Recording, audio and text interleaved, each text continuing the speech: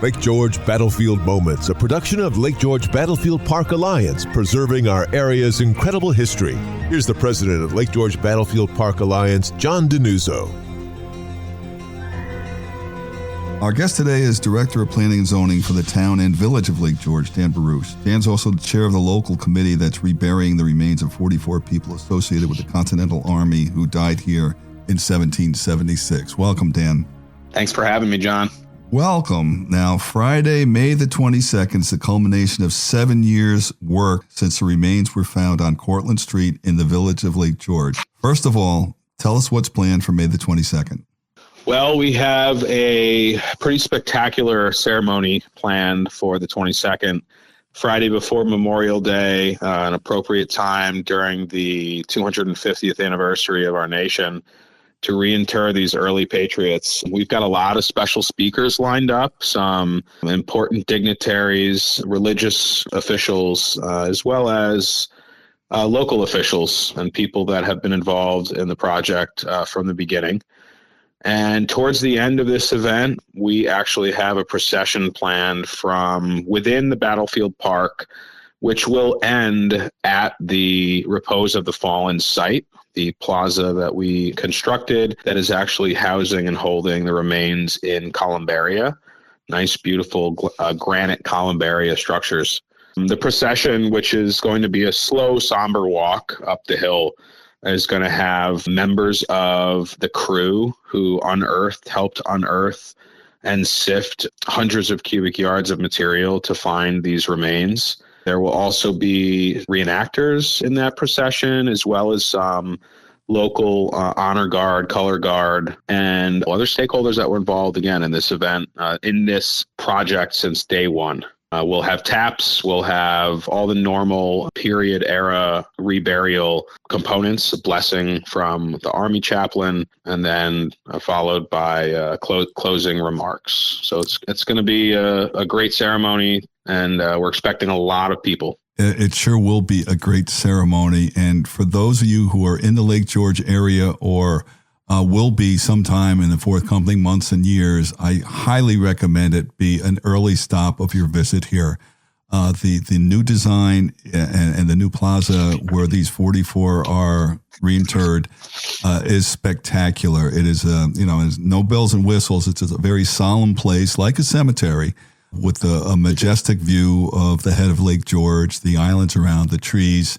And, ironically, it is where these 44 perished of smallpox in the summer of 1776. So the contrast of the natural beauty with the awful specter of war that took place in 1776 and afterwards and before then in the French and Indian War is just, it just paints a complete picture of what the early days of our republic were like.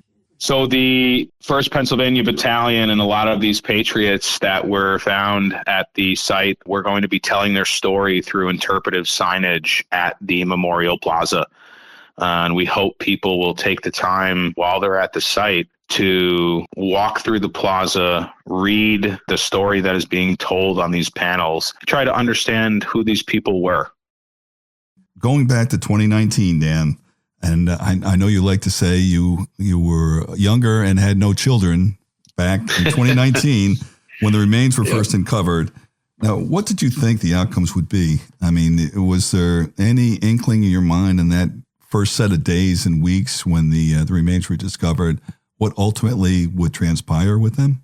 I would say no. I would say within the first couple of days on site, when all of those people were organized and responded to the property, we had 20 archaeologists from various state agencies on property. At one point, we had the Deputy Attorney General for Conservation up here from New York State. By the end of that week, I think I thought to myself at that time, this is something important. This is something special.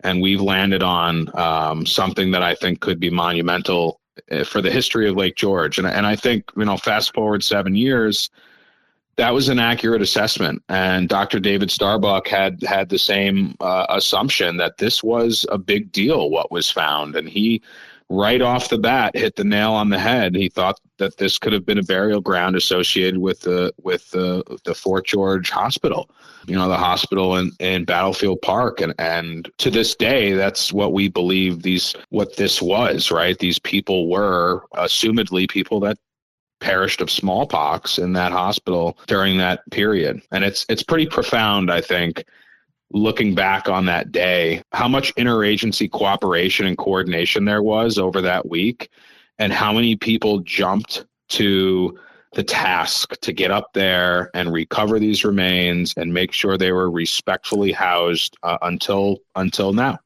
And the name you mentioned, Dr. David Starbuck, was doubtless the preeminent archaeologist in the Northeast. He knew the colonial era cold. Yes. And sadly, he passed away in 2020 or 2021. So he has not seen the benefits of one of his last labors of love, which was this site in Courtland Street.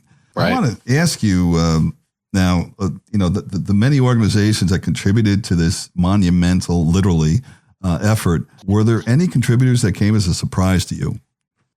Not particularly. I mean, we had a handful of local and county level organizations that stepped up right away. We had a couple of, when we started fundraising, we had a couple of large local donors. I think some of whom we've been partners with and friends with and close to for years. And those who regularly support our history and the storytelling that goes along with it.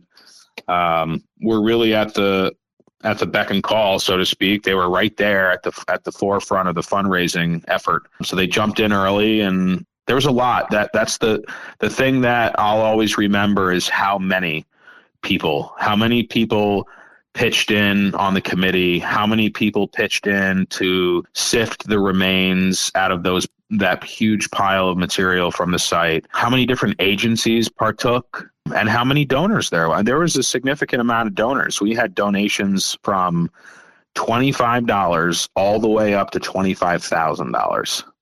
Wow. And, again, for context, just in modern context, I mean, this was going on, as we said, the remains were discovered in February of 2019, and we might want to flush it away in our memory banks, but COVID started hitting us early in 2020 and shut down a lot of things for a couple of years. All this went on, the planning work, the research, the fundraising, all went on, during a time when there was a lot of doubt about the world around us and what was going on then. So, I mean, I think it makes it even more special and significant that this has been accomplished, given those monkey wrenches, shall we say. I would agree. COVID was a hurdle for us. Yeah, it was a hurdle and added time. And meanwhile, to complete the story, you had no children when these remains were founded. How old are your children now?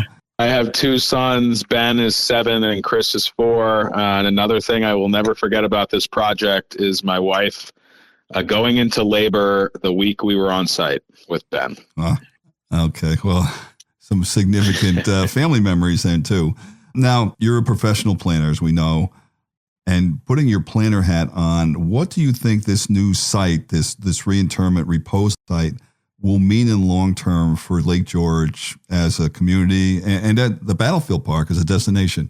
I think it's going to become a pretty important site, not only for Lake George and New York, but probably regionally and possibly even at the national level for, the world of heritage tourism and how we build our history and our respect for history into how we visit places and how we interact with places. A lot of people come here specifically for history. People come here for the steamboats. They come here for guided tours. They come here to go to Fort William Henry. This is going to add not just another piece of that puzzle, but I think another anchor, right? This is going to be a site that people are going to come visit from hopefully all parts of the country because of its nexus to the Revolutionary War. I see. Good.